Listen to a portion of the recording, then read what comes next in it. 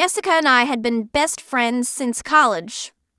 6 months before the camping trip, she showed me exactly how little that friendship meant to her. But I buried it deep, smiled through the texts, and agreed when she suggested that we get away for a long weekend. "Oh, we need this, Johnny," she said over the phone. "Just us. No bullshit, like old times." I said yes because part of me still hoped she'd changed. The other part, the one that replayed that night on loop, wanted to see if karma was real.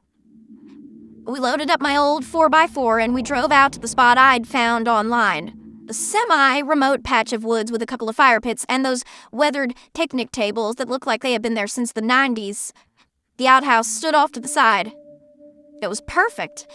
Quiet, no cell service, just trees and the faint hum of insects. We unpacked, pitched the tent, and cracked open a couple of beers while the sun dipped low. She wandered off to check the outhouse first. I heard the door creak open and then shut quick. A second later, she tried the other one, then disappeared inside for a few minutes. When she came back, her eyes were wide. That mischievous grin I used to love plastered across her face. "Go check out the first one, trust me." I figured some animal had died in there or some kid had taken a on the seat. I walked over, pulled the door open, and stopped dead. 3 big backpacks leaned against the wall. "What the hell?" I muttered. Jessica was right behind me. "Open them." I already peeked. The first 2 were packed with good gear. Sleeping bags, a portable stove, rain jackets, even a first aid kit that looked barely used. Quality stuff. The third one was different.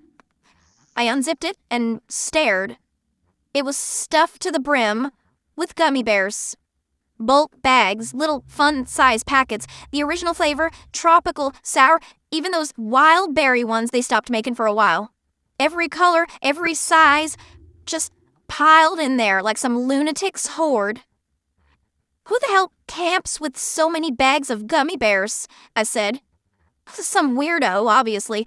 Look at this shit. It's like a gummy bear shrine. We should take one bag. Souvenir. Come on, Johnny, live a little." I hesitated. What if the owner comes back? I haven't been here in days. No footprints, no fresh trash. We eat a few handfuls, leave the rest. No harm. She already had her hand in the bag, ripping open a tropical pack and popping a green one in her mouth. See? Delicious. And free. We dragged the gummy bear bags back to camp like it was loot. That night, we built a fire, cooked top dogs, and passed the bag back and forth. Jessica ate a lot. "These things are addictive." "Yeah," I said, watching the fire. The next 2 days blurred together in that easy way camping does. We hiked a short trail, swam in the cold creek nearby, talked about nothing and everything. She told me about the guy that she was seeing back home, how he was too nice and she was bored. I lied and said my job was going great, even though I'd been passed over for a promotion because of that damn video from 6 months ago still floating around in people's phones. She never mentioned it once. Not once. The third night, everything changed. We had gone to bed at around midnight. I woke to shouting. Where the hell are they? My bears. Oh, my beautiful little bears. I'd left them right there in this and now they're gone. I sat up fast, hard hammering. Jessica stirred beside me, groggy. What's that? Someone's out there, I whispered. The shouting got closer. "I know you're here. I can smell the wrappers. You stole my life, my colors, my perfect little bears. Come out, you thieving pieces of We scrambled out of the tent. The man stepped into the firelight we'd kept low. He was fat, easily 300 pounds, belly hanging over shorts, a ripped gray t-shirt stretched tight across his chest. His face was red and puffy, tears streaking his cheeks. My bears! The sour ones that made my mouth water. The tropical that tasted like vacation. God, who took my sweetness? Oof. Took my babies. Jessica froze beside me. The bag sat by our cooler, half empty, bright wrappers scattered like evidence. Before I could think, the words flew out of my mouth. It was her. Jessica ate them. She went through the whole bag. She's the one who took your perfect bears. The man's head snapped toward her. You? You ate my babies? Jessica's mouth opened. Johnny, what the hell? We both... Well, if you're wondering why I did what I did, let me tell you. 6 months ago, Jessica did a prank on me that made me a laughing stock in front of our friends. We were at Mike's birthday party. Things were getting crazy between us that night. She'd been flirting all evening. We slipped into the back bedroom. She tied my wrists to the bedpost with her scarf, blindfolded me, and said it was going to be the best night of my life. Then suddenly, the blindfold came off and the lights flipped on. All our friends, the whole crew, were standing there, laughing. She had texted them the second I was tied up. They saw everything. Now, a confession here. I'm tiny, if you know what I mean. They took pictures, videos. The group chat blew up for weeks. Tiny tied up Johnny, the human piñata, the baby corn man. Girls stopped talking to me. My boss saw one of the clips somehow, and I lost the promotion I had been working on for a year. She told me later it was just a joke to loosen me up, that I took it too seriously. But she knew exactly what she was doing. She took everything from me. The fat man stared at me for a second, and then at her. You smell like them. I can tell from here. He moved faster than a man that size should. Jessica screamed and tried to run, but he caught her around the waist, lifting her up off the ground like she weighed nothing. Yeah. You do smell like Mark gummy bears. Sweet, fruity, all the flavors I love. You stole them, so now you're mine.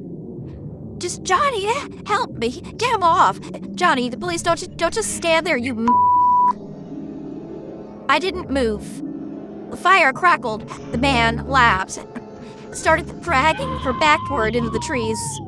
Come on, sweet thing. We're gonna have a rainbow party. Her screams faded into the dark. Oh, Johnny, you two coward. I hate you. Then nothing. Just crickets and the fire popping. I stood there a long time. My hands weren't even shaking. I packed up slow, rolled the tent, loaded the 4x4. I left the 2 gear bags and the rest of the gummy bears right where they were. Drove out before dawn. The whole way home, I felt lighter than I had in months. Karma? Simple as that. I got back to my apartment and I didn't tell a soul. A week later, Jessica showed up at my door. She looked like hell. Bruises on her neck and wrists. Hair hacked short like she had done it with a dull knife. Eyes hollow. She smelled like sugar. She didn't come inside. She just stood there on the welcome mat and said, "He kept me in a tiny old house. Tied me to a chair. Melted the gummy bears. Tastes like strawberries on a summer evening. Heard showers just like her song. I want more bears, and that summer feeling. Heard so wonderful and warm. Breathe, beard, breathe me out. I don't know if I could ever go without. I'm just sick speak it out loud. I don't know if I could ever go without watermelon sugar high, watermelon sugar high, watermelon sugar high, watermelon sugar high, watermelon sugar.